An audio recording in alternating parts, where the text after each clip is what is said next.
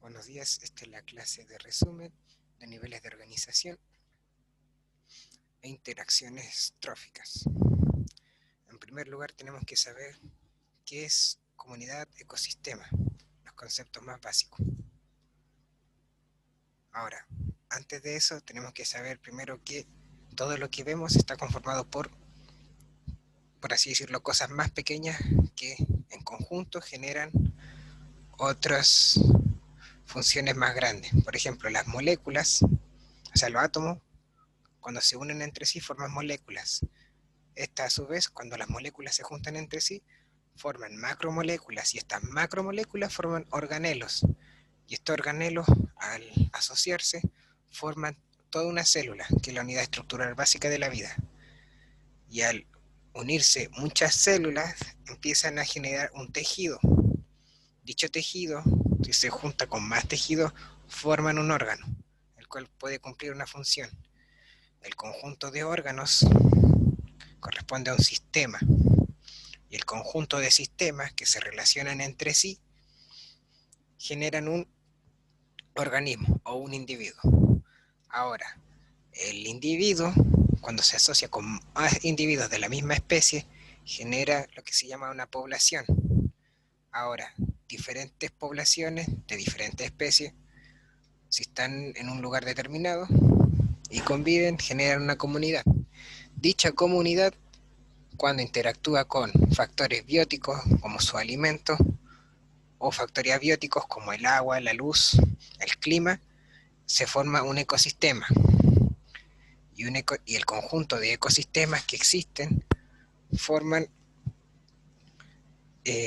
la atmósfera, y eso genera todo un planeta, y de los planetas pasan a los sistemas solares o sistemas galácticos, y así sucesivamente. Entonces tenemos que ecosistema sería el conjunto de todos los componentes vivos, bióticos, y los no vivos, abióticos, de una área geográfica ya determinada.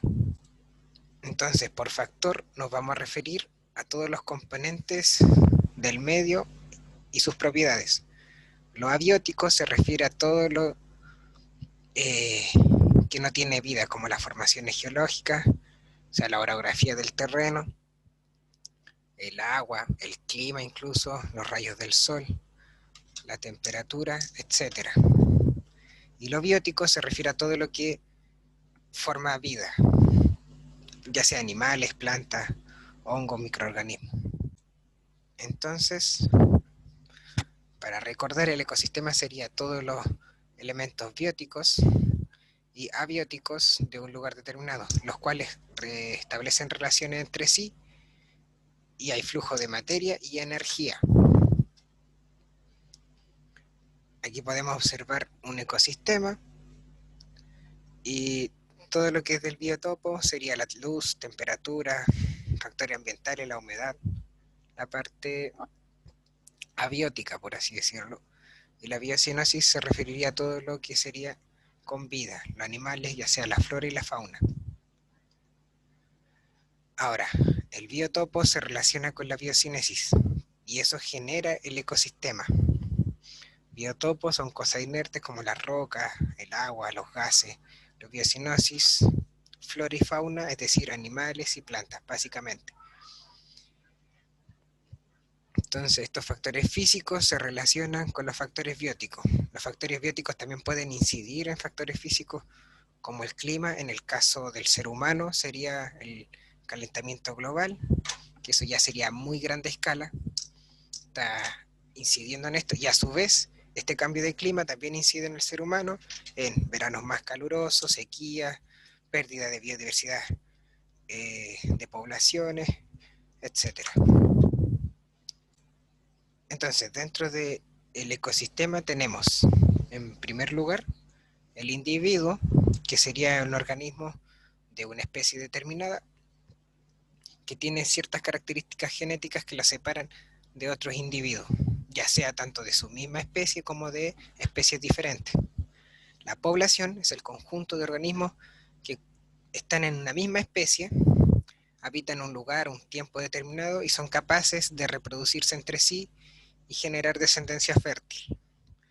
Y la comunidad es el conjunto de organismos, ya sea de una especie, de especies diferentes que se relacionan entre sí. Estos tipos de relaciones pueden ser depredación, por ejemplo, parasitismo, etcétera, y que habitan en un lugar determinado en un tiempo determinado. Ahora, esa es la organización de los seres vivos.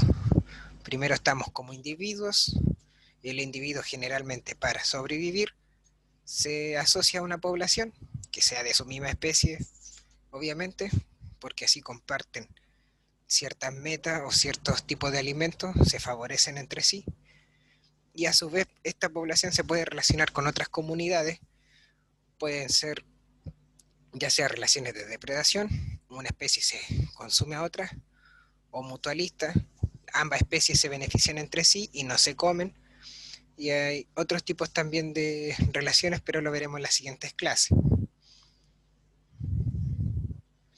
Entonces tendríamos que estos individuos tendrían que estar en una cadena alimenticia, en términos lo más básicos y lo más sencillos que tenemos que ver ahora. Por ejemplo, los productores serían todos aquellos seres fotosintéticos o autótrofos que generan su propio alimento, de los cuales ellos obtienen el 100%, por así decirlo, de la energía de la cual generan su comida. De, ese, de esa energía, esa se va perdiendo a medida que empieza a traspasarse de una especie a otra. Es decir, cuando hay depredación, por ejemplo, los conejos se comen a las plantas, entonces los conejos van a obtener cierto porcentaje de la energía total de la planta. Y esta energía a su vez del conejo, cuando lo depreda por ejemplo un lobo, el lobo va a tener un porcentaje aún menor de la energía que tiene el conejo. Es decir, la energía total de la planta va a empezar a disminuir a medida que es traspasada de una cadena a otra. Y las relaciones importantes generalmente en la especie es por la alimentación.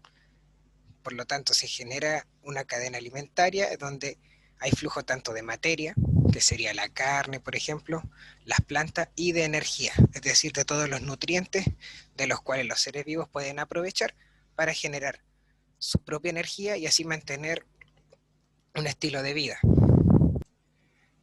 Para ello tenemos niveles tróficos. Los productores, como les mencioné, son aquellos que tienen que generar su propia energía, tienen que generalmente ser autótrofos, ser capaces de generar su propia energía, porque a partir de ellos es que todo este nivel trófico se puede mantener. Los herbívoros son los consumidores primarios, se alimentan de los productores.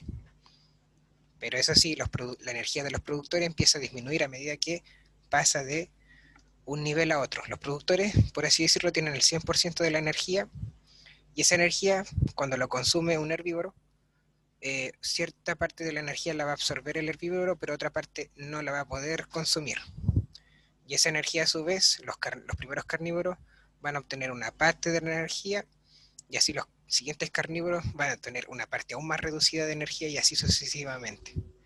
Y en el último nivel estarían los descomponedores. ¿Por qué? Porque los descomponedores consumen toda la materia viva, ya sea animales muertos, eso da lo mismo si una planta, un herbívoro, un carnívoro, y a partir de esta materia viva, que serían compuestos orgánicos, genera compuestos inorgánicos que pueden ser aprovechados por los productores para volver a generar energía y así mantener la cadena nuevamente.